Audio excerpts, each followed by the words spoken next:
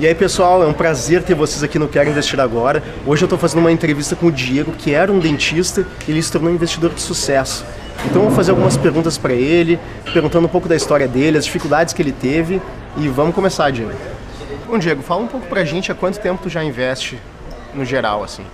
11 anos. 11 anos já invisto.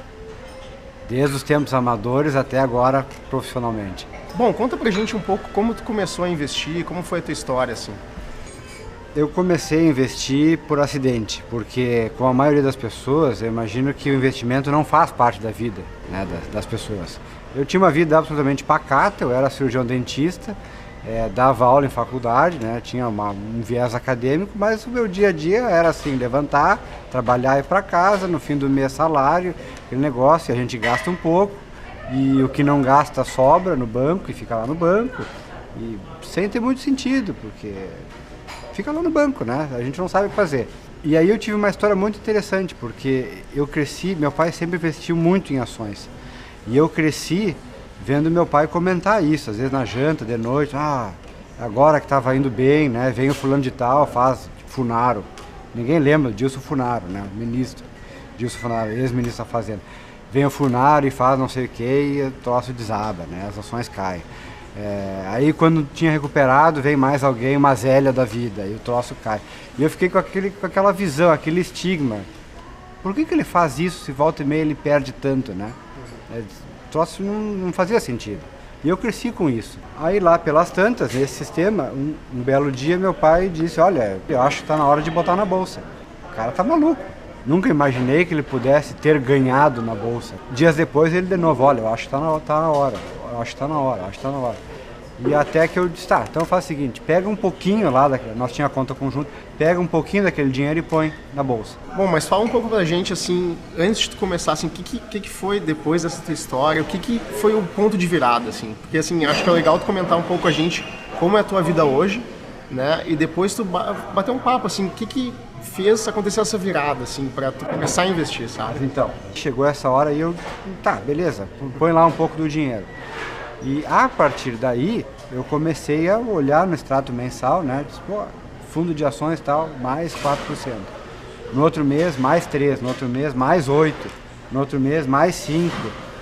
E eu, nossa, meu Deus, coisa bizarra, né, eu costumava ganhar 1%, às vezes nem 1%, um pouco mais de 1%. E agora estou ganhando 5, 8, né? Como é que é isso? Já comecei a fazer assim, né? O pensamento do leigo. Pega, e olha que eu já tinha assim, eu já tinha mestrado, eu já tinha pós-graduação. Claro que não em nenhuma área, mestrado em ciências biológicas, mas enfim, só para mostrar como a pessoa realmente não tem. Eu tinha uma visão científica, assim, né? Mas não, nada de finanças, nada de finanças. Sim. E aí então lá uma conta muito simples, uma conta burra até, a gente pega assim os meses, os poucos meses que passaram, 5 mais 8 mais 3 mais 4, divide pelo número de meses, nossa, média 4. Meu Deus, se a média é 4, então no mês que vem eu vou ter juros sobre juros, 4%, sim. Mais 4%, mais 4%, isso aí até é muito fácil de fazer. Eu disse, nossa, tô rico, quer dizer, no fim do ano eu vou ter isso, no fim de 2 anos isso, 3, 4, 5 anos eu vou estar dirigindo Porsche, vou estar... E aí, na hora eu liguei, né? Põe tudo no fundo de ações. E aí começou a minha história. Esse foi o dia 0. O dia 1 foi o dia que a bolsa caiu 7%. Conta pra gente um pouco como é que é a tua vida hoje, como tu organiza teus investimentos, tu aprendeu bastante investimentos, conta um pouquinho pra gente. Assim. Sim, a partir desse momento aí, o primeiro sentimento que dá é um sentimento até de raiva, né? Porque parece que as coisas são feitas, parece que o mundo conspira contra você, né? E tudo que eu sabia naquela época era esperar, porque eu ainda trabalhava, tinha consultório, enfim, era esperar o fim do dia para no Jornal Nacional ver lá o William Bonner e a Fátima Bernardes dizer o quanto é que tinha ido o Bovespa. Esse era, né? Eu disse, hoje vai ter que subir, e não subia, porque depois eu fui entender que fazia parte de um ciclo, né? Mas esse foi o ponto de partida da frustração, da raiva, né? Por que aconteceu comigo? Aí eu fui procurar entender como é que funcionava isso de verdade. E, bom, tu falou um pouquinho da tua história, do ponto de partida, conta um pouquinho pra gente como é que foi esse ponto da virada, assim, daquela situação que tu era um amador, que via a Fátima Bernardes todo dia te dar uma notícia ruim, né? E daí, qual foi o ponto da virada que fez, não, agora eu realmente estou entendendo o que eu estou fazendo?